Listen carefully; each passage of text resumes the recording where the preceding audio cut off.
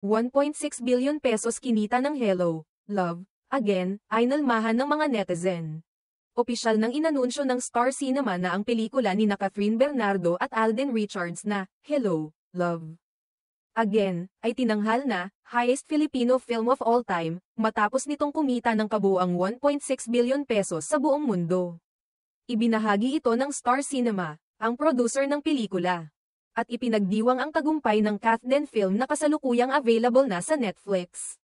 Sa kanilang ex-post, sinabi ng Star Cinema, "Thank you for sharing joy with US.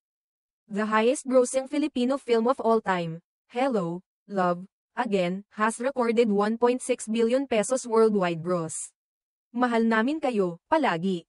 Gayunpaman, may mga netizen ang nagtataka sa kumitang halaga ng pelikula, na ayon sa kanila ay hindi tumutugma sa mga naunang ulat noong Disyembre ng nakaraang taon.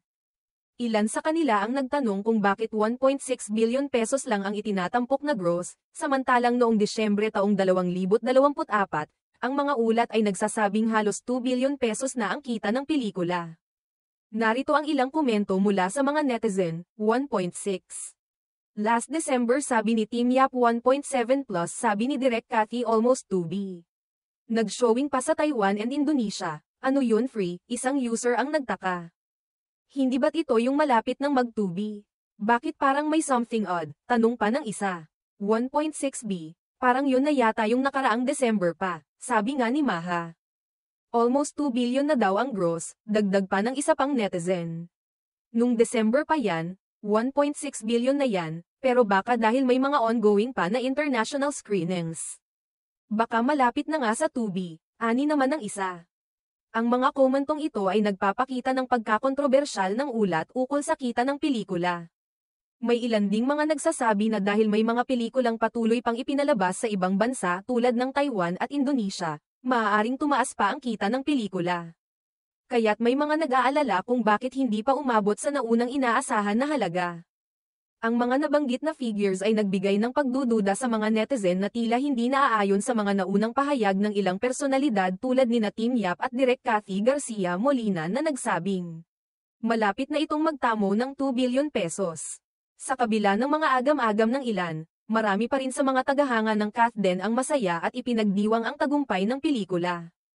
Ang mga solid na fan ni Catherine at Alden ay hindi na pinalampas ang pagkakataong ipagdiwang ang tagumpay ng kanilang mga idolo at ipahayag ang kanilang buong suporta sa pelikula. Para sa kanila, ang tagumpay ng pelikula ay hindi lang isang milestone sa karera ni Catherine at Alden kundi pati na rin sa industriya ng pelikulang Pilipino. Sa kabila ng kontrobersya ukol sa eksaktong kita ng pelikula, ang pelikulang Hello, Love, Again, ay patuloy na nagpapakita ng malakas na pagtangkilik mula sa mga manunood. Hindi lamang sa Pilipinas kundi pati na rin sa ibang bansa. Ang tagumpay na ito ay isang patunay ng lumalaking global na audience para sa mga pelikulang Pilipino at ang pagiging bukas ng mga tao sa panunood ng mga lokal na pelikula. Ang pelikula ay patuloy na tinatangkilik ng mga manunood, at kahit na may mga isyu sa mga naunang ulat ukol sa kita nito, hindi pa rin maitatanggi ang tagumpay na nakuha ng mga bida at ng buong team ng pelikula.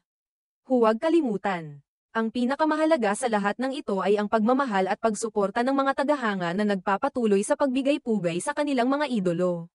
Sa ngayon, patuloy na tumatanggap ng papuri ang pelikula sa Netflix at sa iba pang platform. At ang mga tagumpay ng mga artista at ng buong production ay nagsisilbing inspirasyon para sa iba pang mga proyekto sa hinaharap.